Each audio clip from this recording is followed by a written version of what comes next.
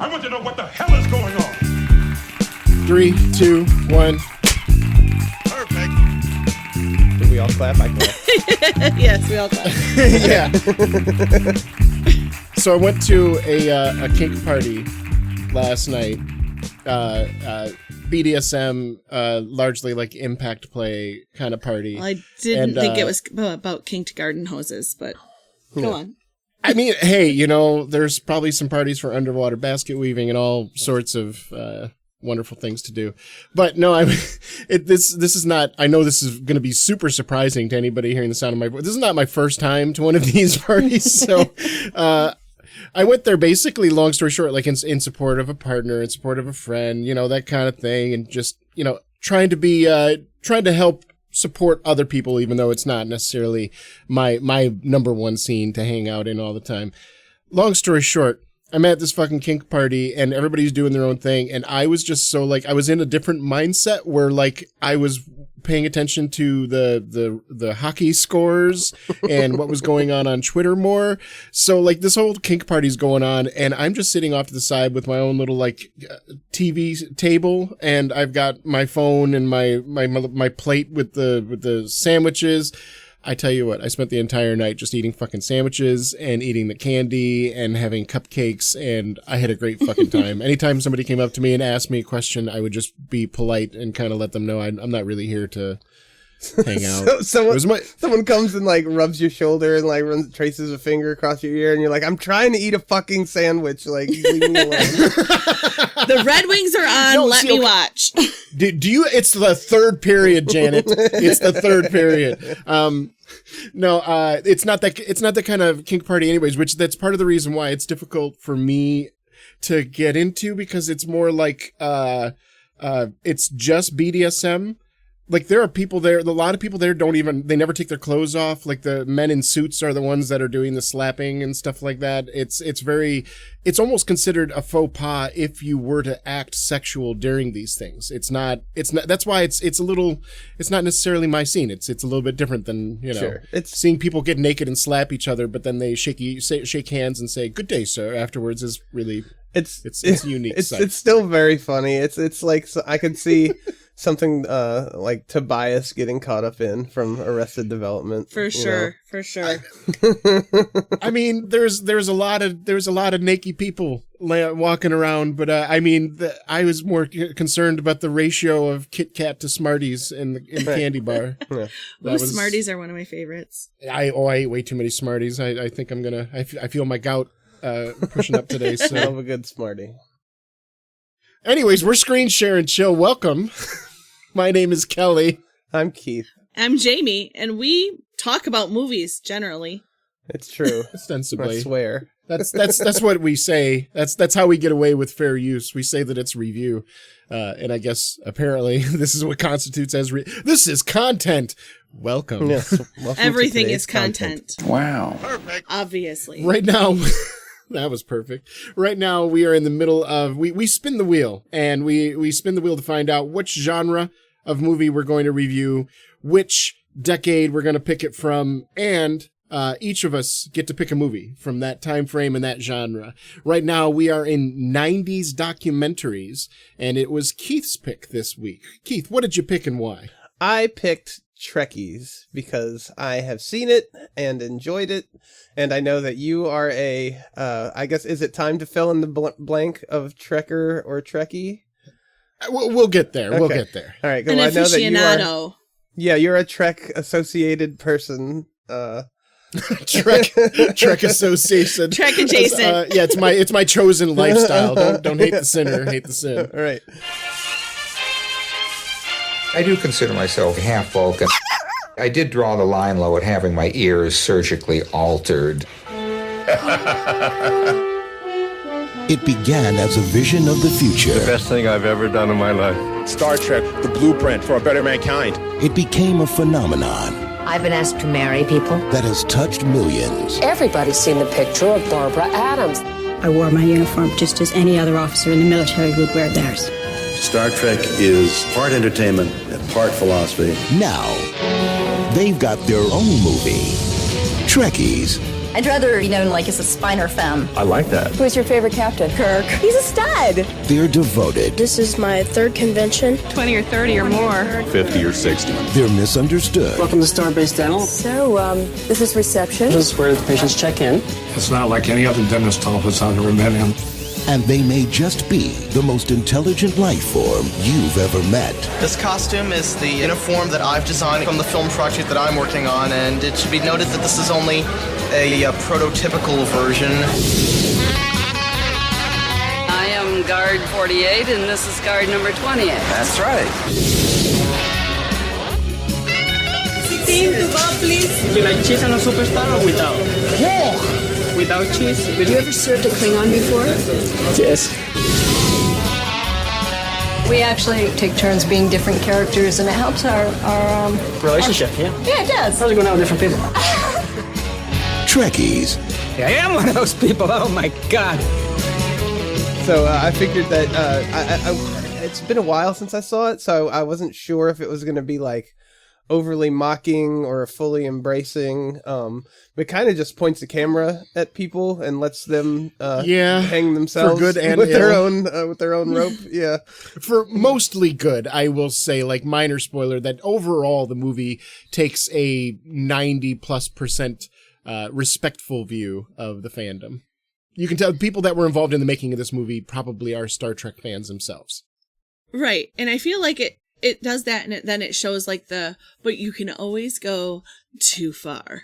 Yeah, right. Yeah, there's like a couple of people that go to different degrees of too far, and like I mean, we'll get there. When you're purchasing your house so that you can see inside the house of another star, right? Yeah, that's usually a sign that you've gone a little too far, buddy. Right. And so exactly. Like I'm fully on board with we'll get into this more, but I'm fully on board with the woman who dresses like a Star Trek character all the time, even to jury duty. But I'm a little creeped out by the guy who like seemingly forces his family to dress up. Yes. If you were to put down on paper what these people do, they're almost indistinguishable. But you just 5 seconds of watching each person, and you're like, oh, very different vibe. Very different. Right. The juror lady, she was fucking great. We'll talk about it. We'll talk about it. What was the deciding factor why you picked this? I remembered enjoying it and finding it fun and kind of insightful for someone who is largely outside of the fandom, and it's just like any other fandom, nowadays everything goes that far with cosplay and people, you know what I mean? There's almost no difference now. And you know where it comes from? Star Trek fans are the ones that are largely responsible for the whole like convention culture and all that shit, because the TV show was taken off the air and there was nowhere to fucking talk about it. There was no internet, and everybody was just like, hey, why don't we just like meet up at the local library or the convention center and we all just talk about Star Trek for a while. And then next thing you know. But part of it is because, we're us here together. It's the podcast is I want to force you all to watch movies and talk about them. I wanted you to see this, Kelly, and I wanted to hear you talk about it. So that's one of the main driving factors of, I figured you would either love it or hate it. So yeah, you know what I mean? There's it's it could easily be a polarizing movie, but I don't know. It feels very it's safer than I thought it would be. Yeah, I know you were really hesitant about it in the beginning. Like, when he said it, you were just like, oh, okay, so we're going to make fun of me for that. Yeah, I wasn't sure because, like, I don't know, even the word Trekkie kind of comes with a negative connotation almost. I wouldn't go so far as to say I guess it's a little bit of a social stigma, but not like, I don't know, it doesn't feel mean-spirited most of the time. It's just roll your eyes and don't take the person seriously if they say they're into Star Trek. I would say not anymore, and partly due to this movie and the sort of normalization of that. I think at the time this movie was made, maybe calling someone a Trekkie had a little bit more of a stigma, but now it's like, you're no, Trekkie? yeah. Cool. Yeah. I have matched with amazing people on dating apps due to our mutual love of Star Trek. So like now, no, you're absolutely, well, we're in a different era. When we grew up in the 80s and even in the early 90s, being a nerd was a bad thing. Oh yeah. And now, like, it's the And you get the gatekeepers are like, no, it isn't cool this way. And I'm like, no, they like us now. Yeah. Let them continue liking us as long as we can milk this where nerd is cool. Why not? It's fairly frustrating because I literally had like Star Wars novels and Marvel comics like slapped out of my hands in junior high, and now it's like everywhere and everything, and it's like, fuck you. You know what I mean? Like, yep. Playing D&D and wearing like a flannel shirt and hanging out with your friends and talking about fantasy games used to be what the weird. If you did that, you weren't getting a date unless there was something other redeeming about you. Could you run with a football fast? Okay, then maybe you could get a date. But and now it's like nowadays, a key component of like Stranger Things, cultural phenomena, touchstone series. You know, it's just again. There probably are. You know what you could do? You could make like a speed dating night at a local game shop and make it based around one-off D&D adventures, like because people try to flirt during those. Maybe I'm talking bad about idea. Like a breeding factory. Bad idea. Bacteria. Kelly, yeah. Never mind. I can smell it from here. It just seems to me that like board games, Dungeons and Dragons, fantasy, Renfest, cosplay, Science all fiction. These things, to me, they're a great way to meet people, whether you're talking about friends or people that are potential romantic or whatever partners, that kind of thing too. So I don't know. Well, let's get into it. Let's talk about this movie. And to start talking about it, let's talk about the good. So let's talk about the Star Trek juror right off the bat. She's a pretty big part of this. Yeah. Mm-hmm. There's a woman that basically, how she became famous was she was called into jury duty, and when she showed up, she was in a full Star Trek The Next Generation Season 3 on uniform. And she had it was the Whitewater, is that what it was? The huge, Clinton trial? Yeah. Oh, yeah, sure. I didn't even notice that. I was too busy like looking at her outfit and trying to figure out like, because she has like a tricorder and a phaser and a comm badge and everything on. Yeah, full blown. Ranking insignia on the collar. Yeah, it's like. Yep, she's a member of a Star Trek group where they give each other ranks and they have a hierarchy within the group too. So she takes that persona out into her regular life, and that's just her everyday persona. And it was, I don't know, it was painted probably in the news as something very, very strange, and there's something like unstable about this person, but when for sure. Yeah. But when you see her in interviews, she was totally fucking normal. Like, I mean, maybe not normal, but she could carry she wasn't, you know what I'm saying? There wasn't something wrong with her. The literal only abnormal thing about her is that she was dressed head to toe like a Starfleet officer. That's right. That's it. And honestly, other than that, she was pretty boring, normal person, really. And honestly, when she gave her reasoning why she wanted to dress like that, it made perfect sense. And she sounds like somebody you would want on a jury because she has a very high standards for herself and those people around her. And she has to uphold her beliefs. And being an officer in the Starfleet means that she has to portray that at all times. Like, that's the kind of person you want on a jury. Well, that's kind of the difference between Star Trek and a lot of sci-fi franchises. And I brought this up before, and I'll say it again, that Star Trek, part of the reason why it lasts so long is that there is an underlying ideology in the show. Like, for example, if you watch Star Wars and I were to say, what's the overlying ideology behind Star Wars? You could say that the Force binds us and protects us, and you should be good and kind to people. You be a good guy, basically. The same lesson you would get in a story to a 5-year-old. No offense to Star Wars, but the message itself is pretty basic for the franchise. The overall franchise message for Star Trek is if human beings band together in a post-scarcity society that we already exist in, then we can make sustenance for every single person on the planet. So then basically we can get rid of money and we can spend all of our energy as humanity exploring the stars and exploring ourselves and becoming better people and learning more about the universe in which we reside. That binds people. So like, I know if I see somebody that's a Star Trek fan, there's a 95% chance that we're going to agree on a lot of shit. We're going to agree on a lot of political shit. We're going to agree on a lot of human rights issues. Like, it's shorthand for you're probably a pretty fucking decent person in my personal experience. I really enjoyed seeing her at work, and like, everybody was so accommodating of her, and you love to see it. And like, she's good at her job. She works at a print shop, so I know all of that stuff, but it's like, the secretary or whatever production manager is there, and she's like, "Oh, Barbara, yes, well, we call her Commander," and like they're just like, everyone goes along with it, and it was kind of wonderful and heartwarming to see that sort of thing for her. I'm glad that she has that and found that. That's awesome. 100%.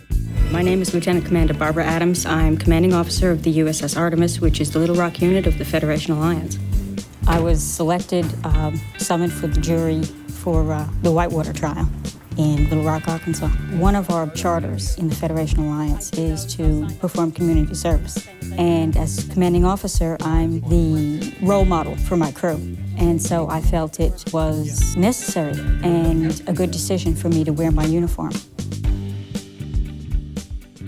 What about you, Jamie? Let's hear some of your good.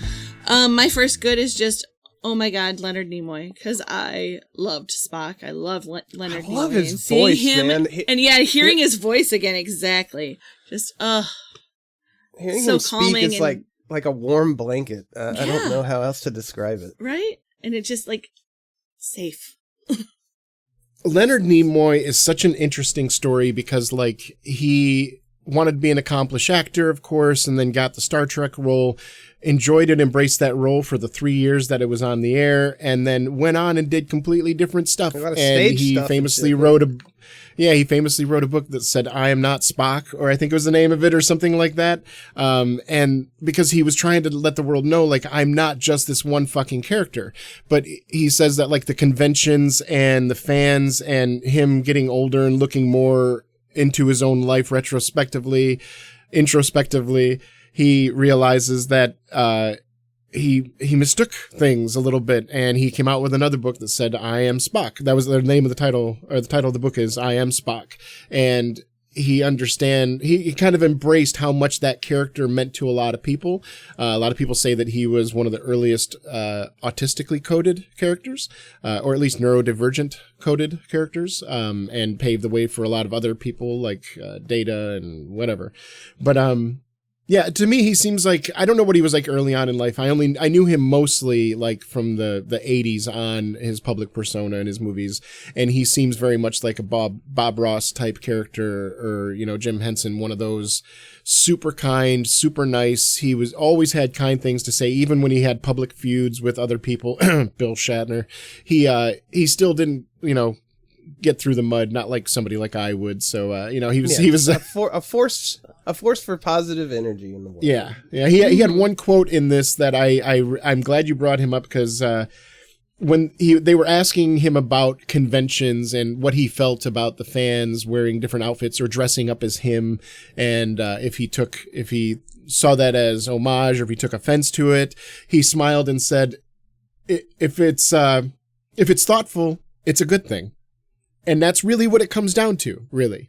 Like, if somebody were to invite us on to talk about a subject, or if you bring on somebody to talk about a subject, as long as you're thoughtful about it, that's all that really matters. You can be wrong, you can be educated, you can be misplaced. As long as you're kind and thoughtful, that's all that really matters. I love Leonard Nimoy. Mm-hmm. Live long and prosper. Died 2016, I think. R.I.P. I feel like I'm talking too much, so somebody else say one. I liked the at the very beginning. There's obviously a gay couple, and one of them's really into it. They're both dressed up, Yep. And he introduces himself, and he's like, "I'm so and so," and then the boyfriend, and he's like, "Well, I am. Who am I?" And like turns, you can tell that he's just like a supportive boyfriend. Going at 100, but he's super supportive. Yeah. He just doesn't fucking remember the name of the character his boyfriend told him he was. It was super sweet. I love the fact too that you fucking clocked that gay couple earlier than I did. Like you were like, "Oh, that gay couple," and I was like, "Wait, are they gay?" And then later on in the documentary, like 45 minutes later, they're like holding hands and referring to each other as boyfriend, and I'm like, "Oh, I mean, I'll be goddamned, you were right." I know, because the gaydar worked well. I know, because I've been the boyfriend who the girlfriend like, okay, this is how I'm supposed to dress. Like going to Ren Fair or like a comic convention. Oh or yeah, whatever. yeah. So like I've seen it a million times from POV, so I understood that completely. That was very coded, yeah. And then somebody says, "Who are you supposed to be?" He says, "I'm Katniss," and she goes, "No, you're not." "Oh, I'm sorry. Who am I supposed to be?" Yeah, exactly. I'm Katniss. Right, exactly. Katniss is the woman. I also, while we're talking about voices and stuff, just George Takei's voice. My goodness, I could listen to him read a recipe for 3 days straight. Oh my.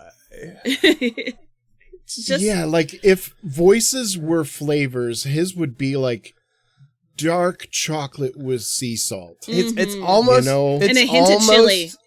It's almost like a Darth Vader type of voice. That everything's it's so pronounced. Imagine James Earl Jones and George Takei having a conversation. Jesus Christ! And Morgan Freeman. Morgan Freeman would be like the tenor in that group, right? That conversation requires you to sit in your like library room in your leather-bound chair with a smoker's jacket and a little carafe of whiskey. Yeah, snifter of brandy as you listen to them. You need the guy that inside the actor's studio exactly. guy. Yes. So tell me about your childhood. Or Orson Welles. Let's throw Orson Welles into the mix and have him do one of his crazy interviews. Oh God! Orson Welles would not let the other two men speak. He would interrupt them and tell the audience why they should listen to the other two men, but wouldn't let the other two men speak the entire time. Right, and intimidate everyone.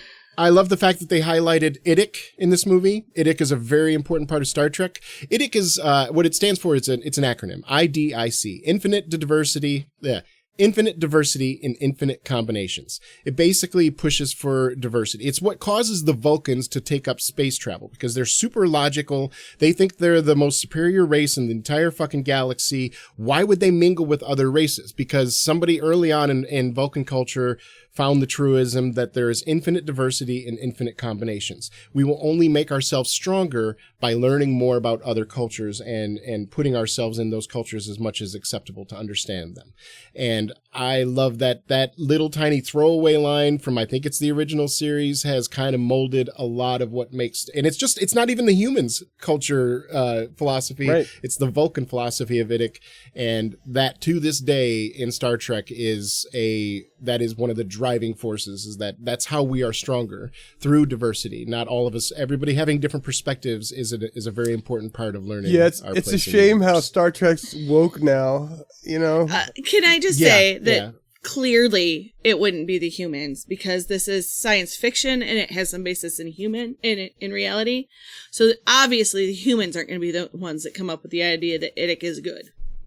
Well, and that's part of what made Star Trek cool, is that by the time we joined the crew of the Enterprise, so the very first episode, the humans have figured that out. And that's what makes Star Trek so hopeful, is that the humans that we see have solved all that. Right. We're not racist anymore. We're not bigoted towards each other anymore. They clearly say over and over again, there is no poverty. There is no sickness. They've cured most common illnesses, and everybody has a place to sleep, food in their belly, and they have the freedom to pursue a life that they find fulfilling, whether that means sitting on their fat ass, which apparently in Star Trek, not a lot of people do that. Most people find something to do, whether it's botany or writing or something, or Starfleet.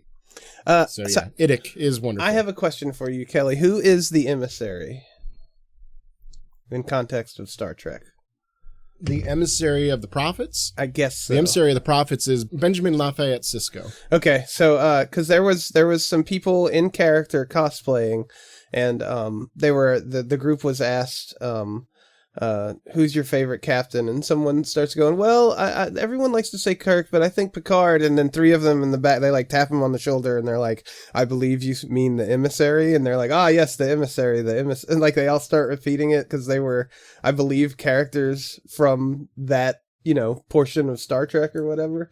And I thought that was... Yeah, I don't remember the exact scene you're talking about, but yeah, as Captain Sisko is referred to as the emissary. Even in the very first episode of Deep Space Nine, something happens that a couple of religious people refer to him as the emissary, and that becomes an ongoing story. Even without context, I can appreciate that because they are not breaking character while being interviewed. I think that's yeah. Oh yeah. There's a ton of little things like that peppered throughout this where you just see the love of these people that they have for Star Trek, and that in itself is like super comforting and hopeful and wonderful to see.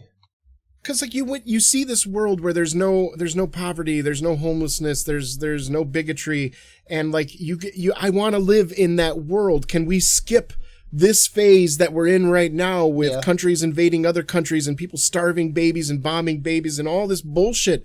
Can we skip this and get to the part where we all realize we're all on the same fucking team? We're all humans. We're just trying to fucking not die on this fucking hurling ball in space. Anyway. Well, it is science fiction for a reason. I thought the main character kid was overall pretty funny. I thought he was interesting. He had his wording. You know what I'm talking about? The kid that you said the Galaxy Quest kid was based off of? That's my theory, is that the kid that Justin Long plays in Galaxy Quest is based on this kid. And I believe that there's enough evidence present to make that argument. He talks like him. He's got this knowledge of Star Trek like him. He has these critical opinions like him. I think that they looked at that and they're like, okay, we're basing this character off of this character. Because he's a character, you know what I mean? He's a very defined. For those that haven't seen it, there's one young guy. I'd say he's probably a teenager, maybe in between 16 and 20. He might be a college student, but he's at that age where it's hard to tell. And you can tell he's very socially awkward, but he loves Star Trek. And the documentary largely follows this kid through, I don't know, a couple of days of his life or something, where he gets a car and goes to a convention and stuff like that. And yeah, he's got his words are very carefully chosen, and he's very well spoken. If you look at the words he's saying, the way he delivers them is a little bit off. You know what I'm saying? Like if he wrote everything down, we would think he's the most eloquent speaker ever. And then you see him speak and you're like, oh, okay, there's a little hitch in his giddy up, which nothing against that. But he definitely had the look of a nerd in that way, that his words are. I believe he's in high school, because it's his high school Star Trek club that's making their fan film. And right. He has to be like taken to the cons and stuff by his father. Yeah, and they present him with the new uniform, and you can tell that he's inside he's dying a little because he's not fully pleased with it. But he's like, it's gonna be great. This is just a prototype. He says that like never show the prototype to the boss in front of the press. That's a horrible idea. Right. Who would imagine doing that? Imagine like somebody hiring you, Keith, for an art project, and they're like, all right, here, come up with a prototype. And when you show me the prototype, we're going to have News 4 and News 12 there. And everybody's going to... No, I don't want everybody to see the disappointment in your face because everybody has a mental image of what they're imagining, and it's never what the artist sees in their mind. Right. So like... Right. 100%. Jamie, I need to hear some more good from you, I feel. I mean, I didn't write down a lot of goods because I do get, it's hard to. Oh no. Wait, but no, it's not that. We've tapped her out already. You have it. It's hard to get into, like, I don't know, like I get into watching these and I forget to write things down. And like, know, I have no idea who Q is because I've only ever watched like the original series. But I recognized him from Days of Our Lives, and he played Eugene in Days of Our Lives, and I've loved him from there. So that was cool. Q is an all-powerful being that can do anything they want, pretty much. Like he could pick up a star and flick it across the universe with his finger. Or he could completely wink somebody out of existence with a. Sometimes he takes, like at one point he took the crew of the Enterprise to Sherwood Forest in a make-believe Robin Hood, virtual Robin Hood scenario. But he told them all, but if you die here, you'll die for real. And John Delancey, the guy that plays Q, he's great. He is brilliant. He chews the scenery like. He treats himself like a Hamlet actor, but with the language of a pirate. I've seen enough Next Generation to know that Q comes off... The way he comes off is kind of an asshole, right? Mm-hmm. You obtuse piece of flotsam. Eat any good books lately? But when you consider that he has that power, he's actually extremely well behaved if you take into consideration exactly what he could do. So it's you gotta have a little give and take there on your perception. He's got a crush on Picard, so he overall tries to help the Enterprise. He just does it in a playful way.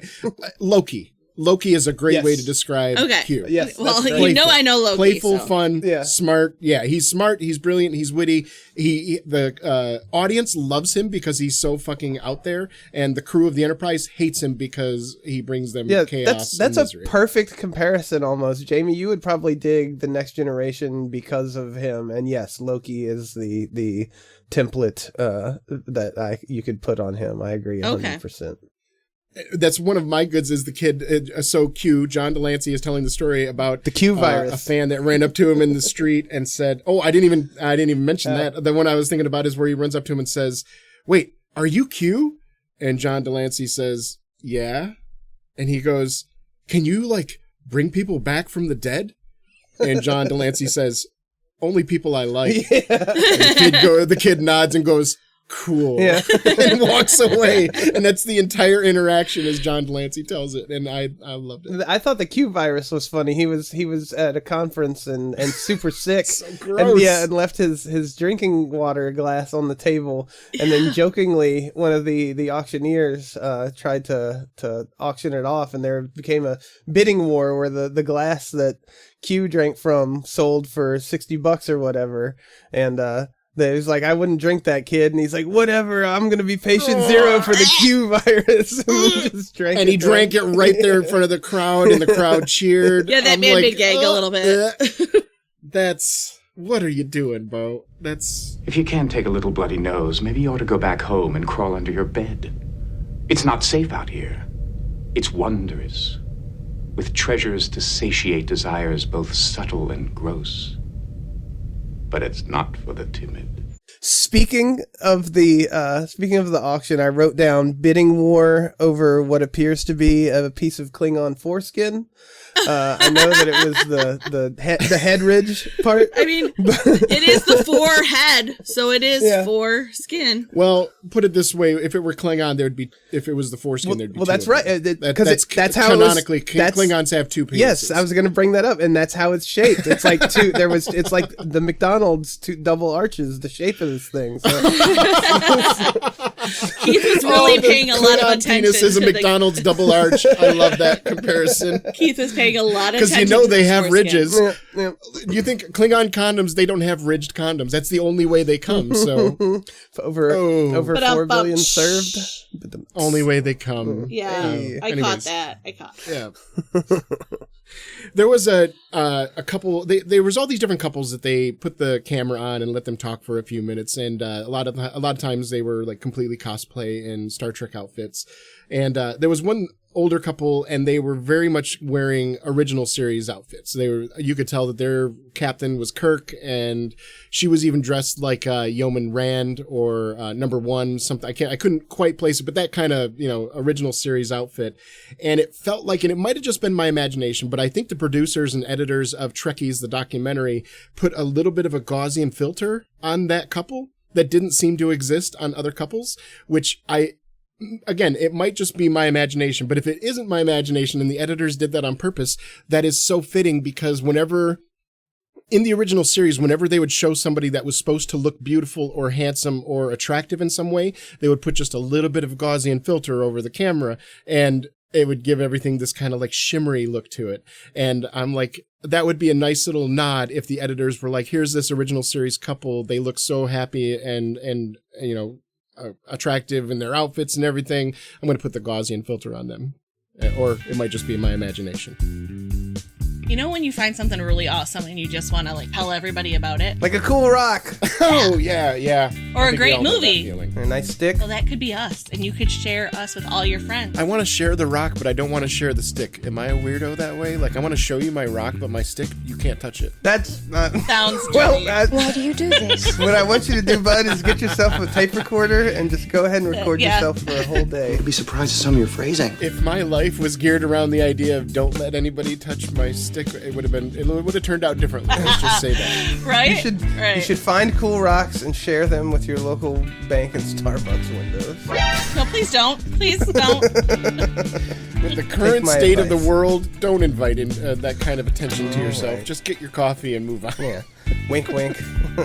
So let's say you listen to one of our episodes and you enjoy hearing what you heard, or you dislike what you heard. The best place to go about talking about this is on YouTube, is on Blue Sky, is on Insta, is on Facebook.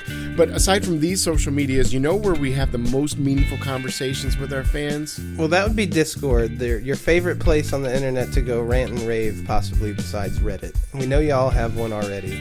So why not just come be a part of ours? You can be like me, and you can have, like, I don't know, let me look right now. I'm looking, I have possibly like 7 to 12 like fandom Discords I'm in that I just ignore.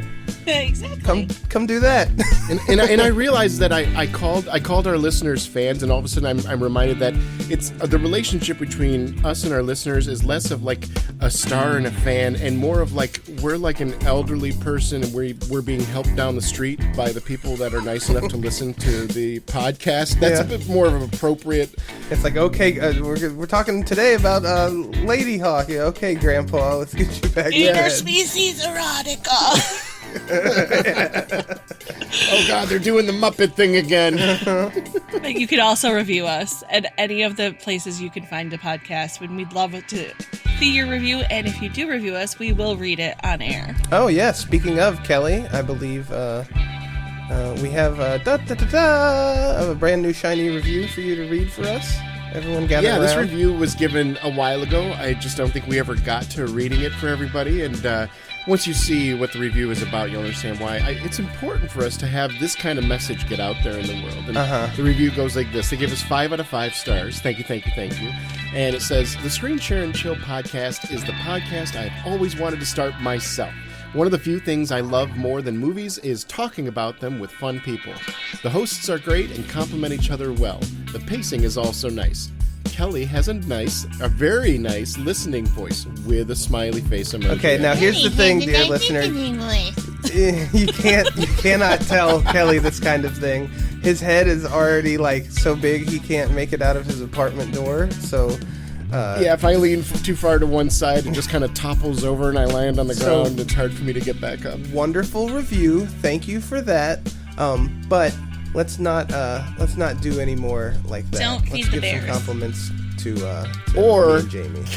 Kelly has anxiety, and and he's an artist, so any compliment you give him just gets soaked up like a dried out leaf soaking up water from the soil. So please keep the compliments coming. But that was very nice. That was a very nice review. So thank you very much for that. Would you like us to read your words? And you know what? Don't think that we'll only read the 5-star reviews. If you give us a 1-star review, I'll fucking read it. Don't even try I can't me. wait. Don't even try. I can't wait for the first negative review for us. Yeah, we got a 1-star, but they didn't actually leave any text. They just gave us a 1-star review. Yeah, boring. And what a wasted opportunity. Yeah, right? So as long as it's not illegal, we'll read it on the air. If you like openly dox us, I'm not reading anyway, my Social Security number. Give us some money. Huh? We know you got some. Half of you people out there, it's just falling out of your pockets. So like, why not just give us some? Rent us a movie. Yeah. It costs, believe it or not, this costs money. It costs us money to put on this. Not only does it cost us money, but we put a lot of time into it. We try to make a really good product for you. So, help us out. We're independent, small-time content creators. If you're enjoying our show, toss us $5, toss us $10. Hell, buy us a trip to Cancun. I've never been to Cancun. That would be nice, Yeah, do you have your passport? Because you have to have your passport. Yeah, who am I kidding? I can't leave the country. And Key come back West. safely. Key West is in this country. That's a nice place. We'll take Key West. Besides, if depending on when you go to Cancun, like if it's during the winter, you have a 50-50 chance of running into Ted Cruz. Oh, but you're supposed to give us money on Ko-Fi. We didn't say Ko-Fi.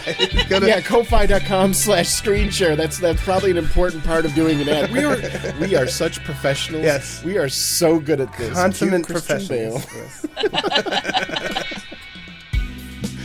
Well, thank you very much for listening to us, and we're sorry to interrupt your episode to do this. We don't enjoy doing this any more than you enjoy listening to it, but we got to get the word out there. That's a good one, we Kelly. Got to get more people. Let them know how much we hate doing this. Yeah, you know what? This little conversation we had, I regret every moment of it just because I hate, believe that. Believe me, I hate talking on the mic. I never, ever want to do that. And now back to the show. The Scotty story about the suicide That was note mine, yes. made oh my gosh. me And I had heard it before. I had heard it before, but he's oh wow. such a gem.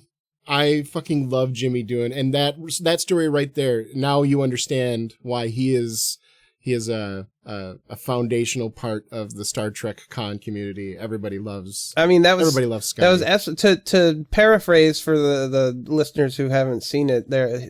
Going to conventions, he got a letter that was a suicide note from a fan, and he I forget it. I think he said he called them, like they attached their phone number, and so he calls and says, "Look, I got your note. I'm going to be at this convention and blah blah blah.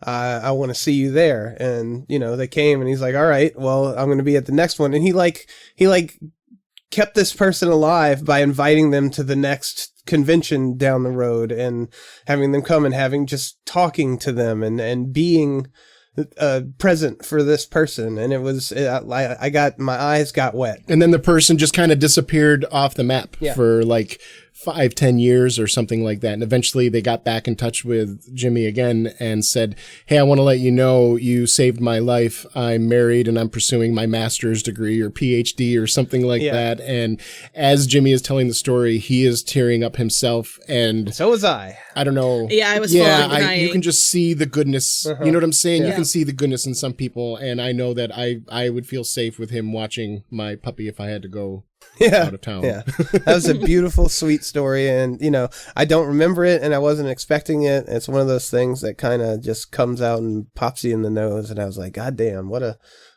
wonderful thing to do for someone. Right. Pod love Jimmy Doohan. Pod love He's a good Jimmy man. Doohan. Isn't it Doohan with an L? It's Doohan. Okay. Doohan. Like I'm doing something. All right. I thought one of the funnier lines I put, and I don't know if this is a good or a bad or an ugly or what, but when they were talking about the high school Star Trek group, one of the kids was saying, "Yeah, things have been doing really well. Like the group is getting more and more members. It's getting really exciting. It's a really good time to be a Star Trek fan. We even had a girl join this year. Yeah. Things are going really well." Yeah. That's big. You know what? When this was filmed in the 90s, being a nerd and a Star Trek fan, having a girl join your group, yes, that was a big deal for us back then. Yeah, and it's such. I feel bad for that young lady being in that group. How many? You just know that it was surrounded like all by staring, dozens of men that have no idea how to talk to her, and they're just staring at her like she's like an exhibit. Boring holes into the back of her skull. It's such a classic nerd thing too, and that's part of why I love it. It's just like, yeah, we had a girl join, and that's a big to do. Yep. And he's so happy when he says it. We had a girl join. Yeah. The Talkin' Trek radio show, I absolutely loved those two women because it's just like, oh yes, it's just like two normal Midwestern housewives, and they're like, we just really love Star Trek, yeah, it's so good. It's such a great show. All these people out there just trying to help each other. And it's these people, like, the gumption to be like, well, we're always talking about it, so we went down to our local radio station and just inquired about, hey, how do we get on and do this? And they're like, and then we were on the air next Sunday. Like that's so cool that they just, we want to talk about Star Trek. Okay, here's an hour on Sunday. That's... Right. Yeah. As we record on an hour on Sundays. Yeah, exactly. Yeah. Those hours, you usually find them on Sundays. I don't know, again, if this is good, bad, or ugly, but I threw it into good for me. But they were asking I think it was a lady that had been collecting a bunch of Star Trek stuff. And they said, so what's your goal? What are you trying to do with all of this Star Trek memorabilia?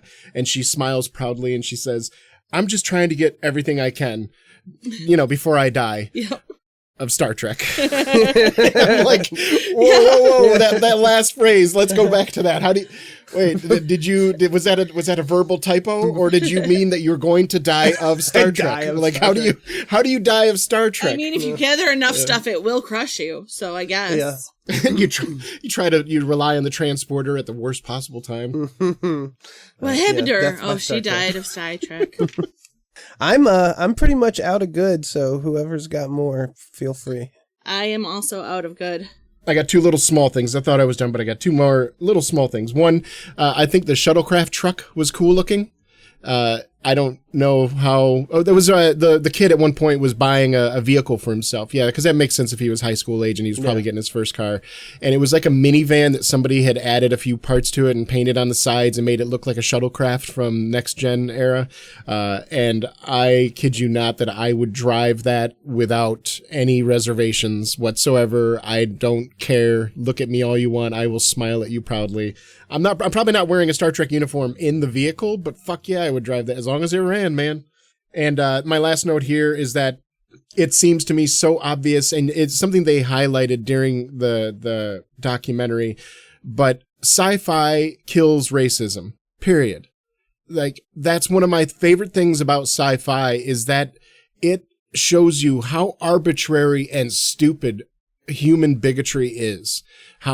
When you remove your own personal bullshit from it and you look at the universe and the shit that we deal with, whether it's colonization, imperialization, fucking war, even social inequality and homelessness and shit like that, sci-fi, if I paint this picture in a sci-fi lens, you'll quickly see how horrible it is and how there's no need for it. You can still have people that do very well without having people that just die because they can't get basic resources. And one of the things that the sci-fi kills racism, and this movie makes it very clear that that's one of the reasons why this has lasted as long as it has. Can you guys hear my dog snoring? No. Nope. Okay. Well, you may when you get into the edit. Hey, that's okay. I'll turn it up maybe while the dog's snoring while I'm talking. There's been a lot of dogs snoring while you've been talking. That's why I asked. Hey, I'm used to human snoring, dog snoring, all the same, man. But that I'm done with my good. All right, it sounds like it's time to talk about the bad.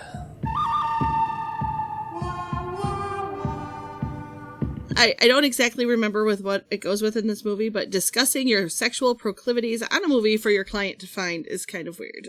Yeah, I think we might be talking about the same thing, because the way I wrote it was telling an actor that you role play as her during sex. Yes, yep. It sounds like and doing it on camera so other people can watch you tell this star, hey, by the way, I have my wife dress up as you and I fuck her up the ass. Yeah. Really? Yeah. Thank you for telling me. I'm so... It is what an uncomfortable thing to tell an actress anyways. Like, that's so uncomfortable to, like, be sitting there and be like, how do you respond to that? Like, oh, cool, you... Thanks. I'm gonna go that way. You don't go that way. Yeah, so that means it's time to talk about our scene spotlight.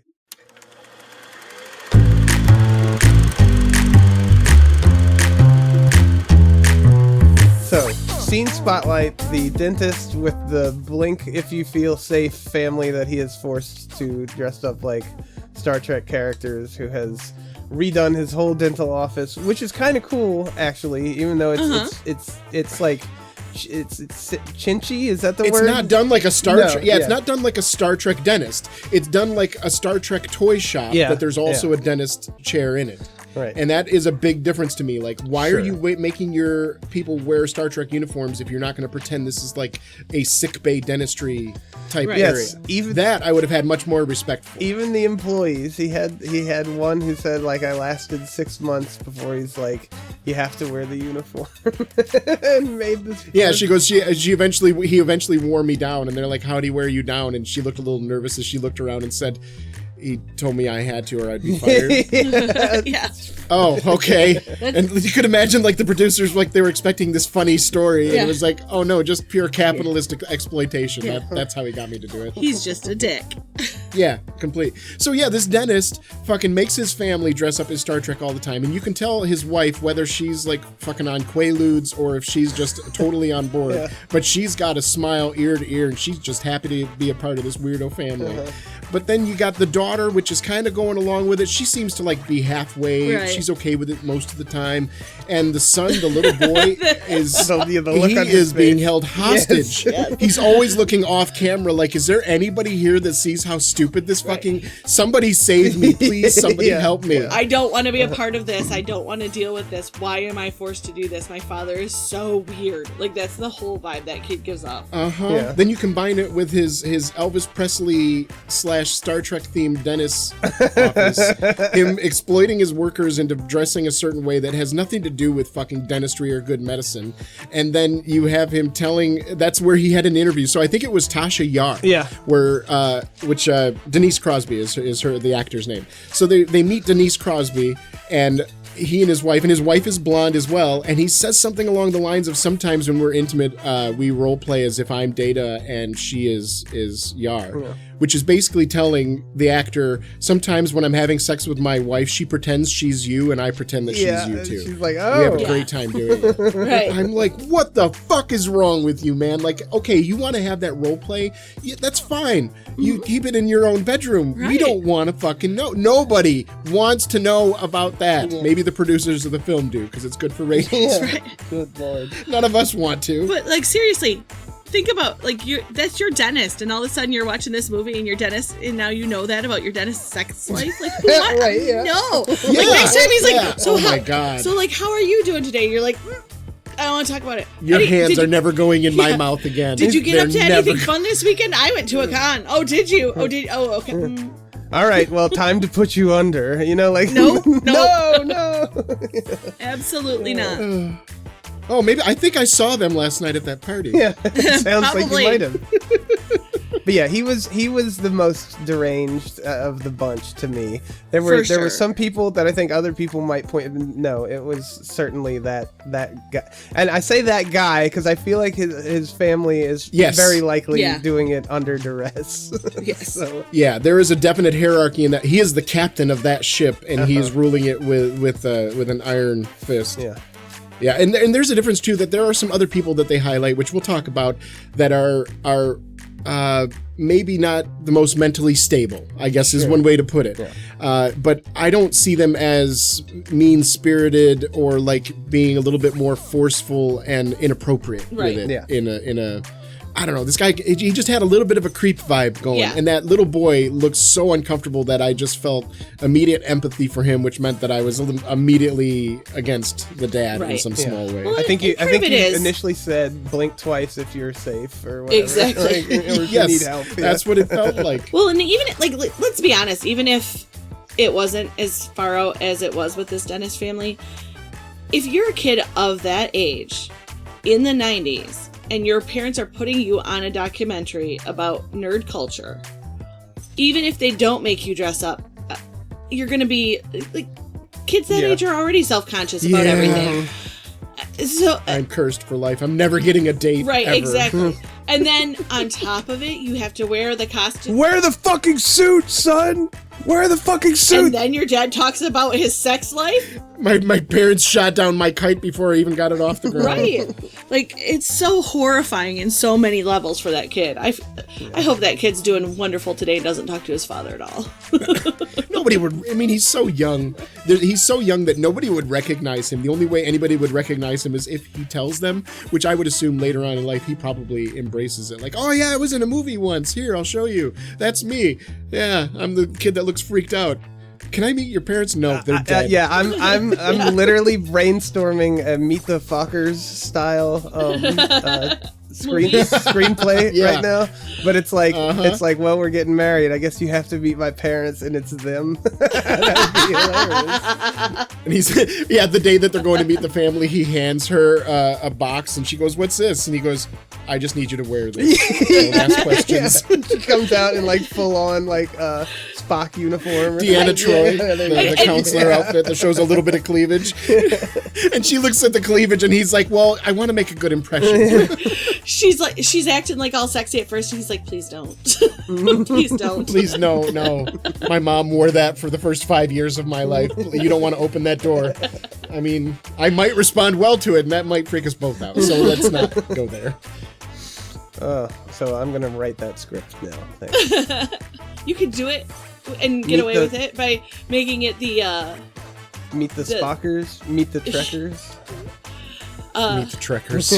You could do it of Justin Lung's character in Galaxy Quest. All right, so that seems like our entire bad was the scene spotlight. So now it's time to talk about the ugly. Leads into ugly, yeah. Before I start naming my ugly, I'm now just going to answer the question about Trekker versus Trekkie and all that stuff. Okay.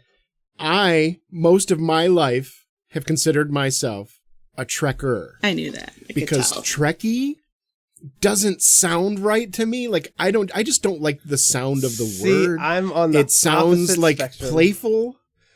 Trekker sounds like a slur to the point where I think you should bleep it every time that we say it in this. Well, if you notice, I never even call myself that. Like, if somebody held a gun to my head and made me choose, I would pick over Trekkie, because Trekkie sounds like, I don't know, I just don't like the way the word sounds.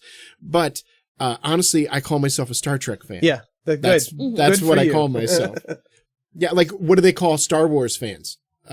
Star Wars fans? No, so I don't understand why we have to unfortunately adapt something for. They're mostly referred to names. as the fandom menace. So that's well. Which, by the way, I think love. that might be an in-group. That's a great play on those words. I think every time someone says in this recording, you should bleep it except for the very end of the R and see how that goes over. No. So it's okay if I say Trekka? Oh, no, yeah, it really is like the hard R. Linguistically, is that that's consistent, right? The hard R of calling someone a Trekker, just I don't know if it's just an association hard thing. R of Trekker. Yeah, it makes me uncomfortable. Oh, that's so bad. Yep. But it's true. Okay, so now that we're in the ugly, there is something that we probably should have mentioned during the scene spotlight, but it ended up in my ugly anyway, so I'm going to bring it up.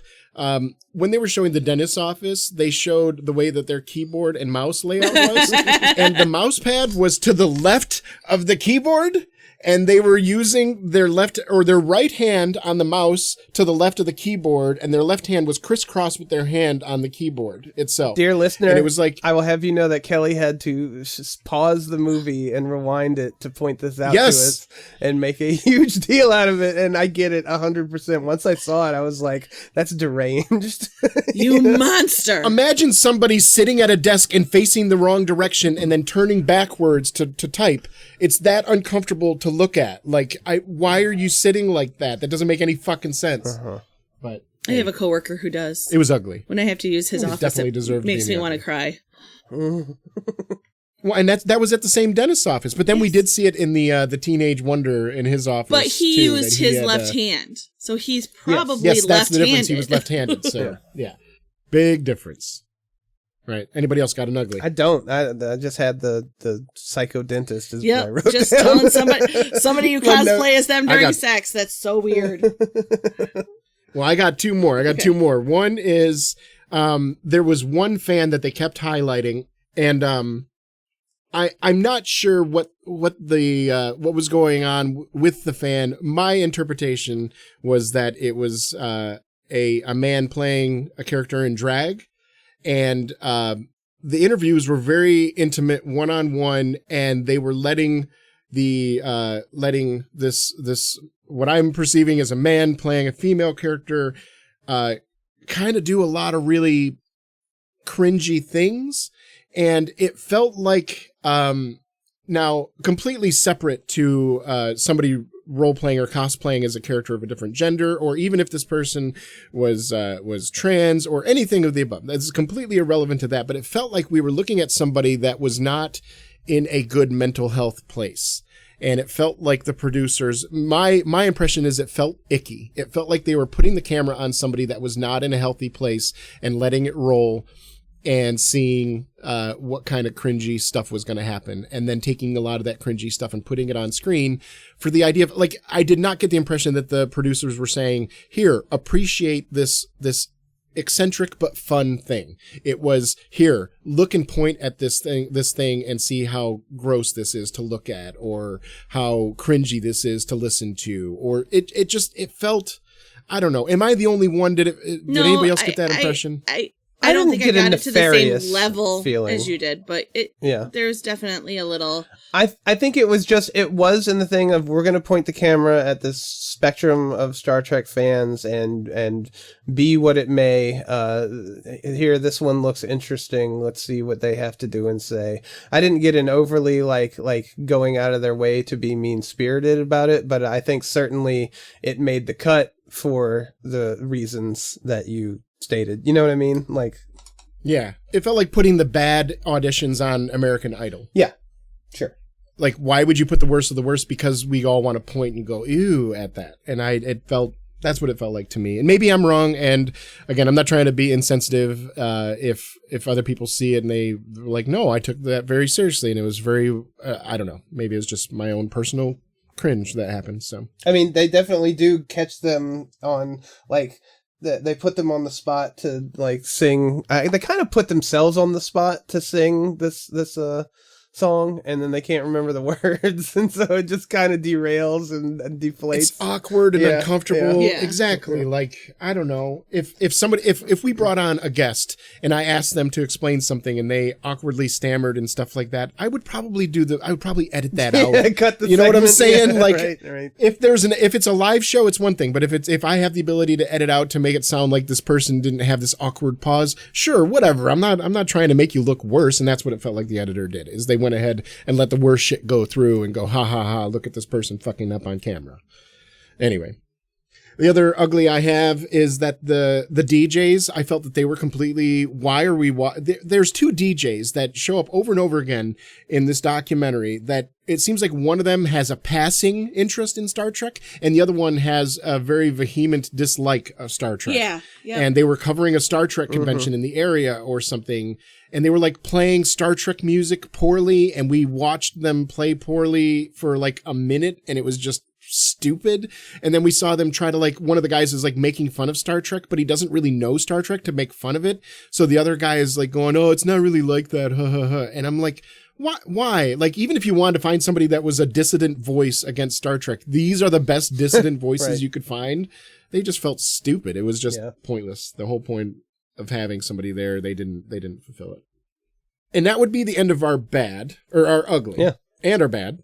But there is one last thing I wanted to bring up, and this kind of fits into the neutral, because there's some portions of this where, I don't know if it's good, bad, ugly, or whatever, but I wanted to bring her up because she definitely deserves to be brought up, and I think you all know who I'm going to talk about, the Brent Spiner lady. Oh, yeah. Oh, yeah. Yeah. Yeah. There was this lady that, for all intents and purposes, when you talk to her, she seems like she is not only a very well-adjusted person, but she seems highly intelligent, very well-spoken. She has a nice, clean house. She has a job and a career, and she's doing her life. And she is absolutely fucking obsessed with Brent Spiner. Brent Spiner is the man that played Data in Star Trek The Next Generation. Now, you notice I say that she was not obsessed with Data. No. She is obsessed with Brent Spiner to the point where she has crates and crates and crates of photos that she has taken of him at different conventions and different places she's seen him. Like stalker photos, like there he is 200 feet away from between a fern. Closets, yes, closets full of boxes full of binders full of photos. She pulls out one of her binders, one of her favorites, and she says something like, this has about 360 photos I took at so-and-so convention. And I'm like, holy fucking shit. And then it turns out that she moved into a house that just so happens to overlook Brent Spiner's house. And she's like, oh, you know what? I guess if you were to look out this window at this angle, you could see right into Brent Spiner's house. As she's like craning her neck and moving around. I guess. I mean, I don't know. I mean, I didn't mean to. I just kind of stumbled into this information. Come on, motherfucker. You bought this house for that. A well-polished telescope in the corner. You know, like she builds a high angled chair so that she can see directly into little popcorn stand. I don't know, man. It was as far as I could tell, she never like crossed the line. So I didn't know if it was bad or ugly, and like I said, otherwise she seemed very just like a really nice fan. Like she probably would be a pleasant person to have a conversation with if you didn't breach that subject with her. And or she didn't decide to change her obsession to you. She seemed very nice and well-meaning and not like a bad person at all, but I'm sure she is like a therapist's wet dream. is what I will say, because there was certainly a little bit too much. Not if the therapist looks like Brent Spiner. I think, yeah.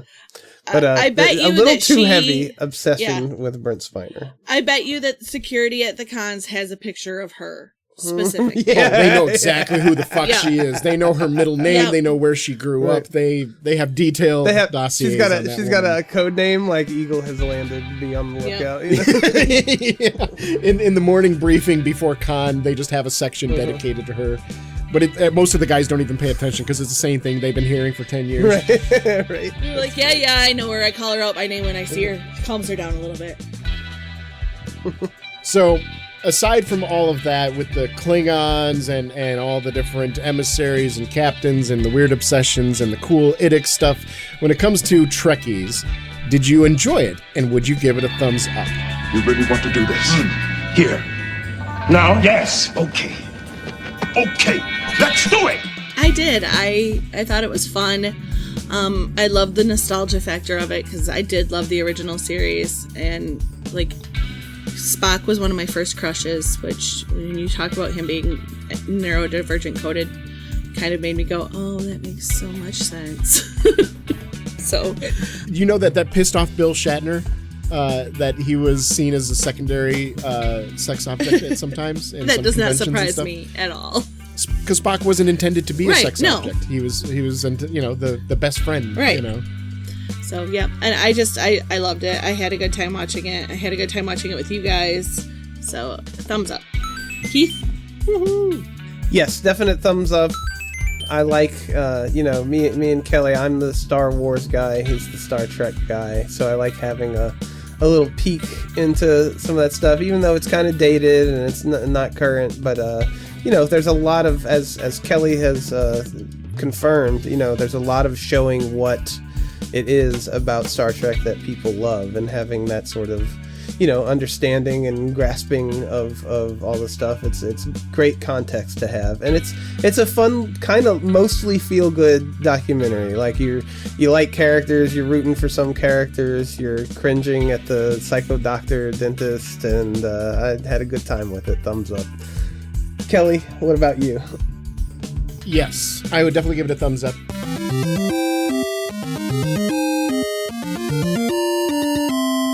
Perfect. I thought it was a thoughtful review of the Star Trek fandom at the time.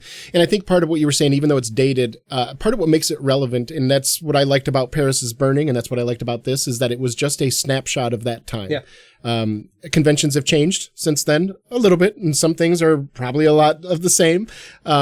And even the fandom has changed, but a lot of things are the same. When Deep Space Nine came out, everybody was railing against, how can you have a Star Trek show that's staying in place? That doesn't make any sense. Now they're like, how can you have a Star Trek show that's based in the future at an academy that doesn't really go anywhere? Well, it does go. Anyways, it's the same shit recycled over and over again. So it feels very relevant to me. And part of the timelessness of Star Trek is the message of IDIC, of infinite diversity and infinite combinations, and getting rid of our bigotries and our stupid, short-sighted biases that are destructive against each other. And that's what makes it wonderful. And I love it. I will point out, I don't know if I mentioned this before, but Bill Shatner is one of the few celebrities that has blocked me on Twitter. Yeah. Several times you've mentioned this. I love that That is fact. great. Yeah. But then again, I saw an interview with Brent Spiner over the last week where they were talking about how Brent Spiner says, oh, Bill doesn't even run his own Twitter. Hasn't for years. And somebody said, how do you know? He goes, oh, well, this one time I was doing something on Twitter and I said something and apparently it pissed Bill off. And there was this mini interaction between the two of us. And I immediately was like, hey, I'm sorry. Why don't we talk? So I called Bill on the phone because I got his phone number. So I gave him a call on the phone. I just happened to catch him where he answered the phone. And I was like, hey, Bill, hey, that Twitter thing that's going on. I am so sorry if I came across the wrong way. I wasn't trying to be disrespectful. And Bill's like, what the hell are you talking about? I have no clue what you're fine. And it was like, oh, so even though Bill Shatner has blocked me on Twitter, I doubt that it was. I'm going to just believe that it was in fact Bill Yes. Shatner. He saw something that you put and was like, "Fuck this guy in particular." yeah, he just happened to be browsing his Twitter for real on that day and caught wind of you. Well, Bill Shatner's Twitter presence is notably very stupid. Centrist to a little bit of right-wing leaning in some things, where Bill himself, when he's publicly speaking, he seems much more progressive than his Twitter persona. You're not changing my mind, Cal. Whatever. You're not changing my mind. No, Bill Shatner is very polarizing in the Star Trek community as a whole. Like, famously, there's been feuds between Bill and Leonard Nimoy, Bill and George Takei, and there's some issues there that Bill, for example, Bill Shatner did a documentary himself against the wishes of some of his co-stars and used some of their life stories and stuff like that, even though they asked him not to. And there's some questionable things that Bill did without consent of his fellow actors. So to be fair, he does use his Twitter sometimes. There's a thing where that Star Wars theory dipshit sort of right-wingy influencer guy was I think Mark Hamill had been tweeting to Bill Shatner, and the Star Wars guy did something, and Mark Hamill was like, "Hey, this isn't cool. I don't like that." And the influencer went on a little like, "Oh, great, Mark Hamill hates me now. My childhood hero hates me now." And then Bill Shatner chimed in with, "I don't like you either." Yeah, good. I mean, who knows? It's one of my badges of fame that Bill Shatner blocked me. It was like almost the same week that Jeremy Soule, the composer of Elder Scrolls games, he followed me the same week. Just so we're clear, like, oh. It is now canon in the pod that Bill Shatner himself blocked you because he was like, "Fuck that guy in particular." Mm-hmm. That is pod canon. You heard it here first, folks. I'm gonna talk to my ghost friends, and we're gonna go haunt Bill Shatner. See if you can get Elle to go with you too. Get him out of here. All right, so those are our thoughts on the 1990s documentary Trekkies. I think we had a really good time with it, and as always, I enjoyed watching it with YouTube. Watching it with your friends makes everything much more fun. Talking about it afterwards makes it more fulfilling, and I love sharing it with everybody that's listening to the sound of my voice. So thank you very much for joining us. Next week, what are we going to be watching, Jamie? American movie. Yes, I know we're going to be watching an American, but what movie are we going to watch? That is the name of the movie. And it's funny that Keith said he wanted to pick this one because of your relationship with like Star Trek and how he wanted to watch it with you. I picked this movie because it is about the making of a horror movie, a horror short. And I find it intriguing that we are a podcast about movies that's going to talk about a movie that's about the making of a movie. And in particular, a horror short. Movieception. Yes. Movieception. And in particular, a horror short when Keith is such a horror fan. So to me, it was just like, this is the one that we need to watch. Can we make a horror fan a horror-er? So I can just call Keith a horror? A horror? I mean, you could absolutely call Keith a horror anytime you just shorten it. Just call Keith a horror. I'm pretty much on record of the podcast being a horror, so that's fine. See, there you go. Keith's a horror. So thank you all for joining us. So wait, Keith's a horror. We need to update podcast canon now. Is that Bill Shatner said "fuck this guy" in particular about Kelly, and Keith's a whore. Keith has always been a whore. That is podcast canon. It is podcast canon. I'm glad. So for screen share and whore, my name is Kelly. I'm whore. And I'm Jamie. Goodbye. Bye, whore. Bye. Don't live so close to celebrities where you can look out your window and see inside their bedroom. That's just bad behavior. I think you just only creep on people you don't know. And if you do happen to do that and you happen to know it, just keep that as an inside thought. I think you just you need to move Jamie so that the last thing anyone hears is "bye, whore." I'm going to call the police. You go ahead, call them. Call anybody you want. They can't do anything to me. Not anymore. And nor can any of you. You go ahead, call them. Bye, whore. But he used his left hand, so he's probably left-handed.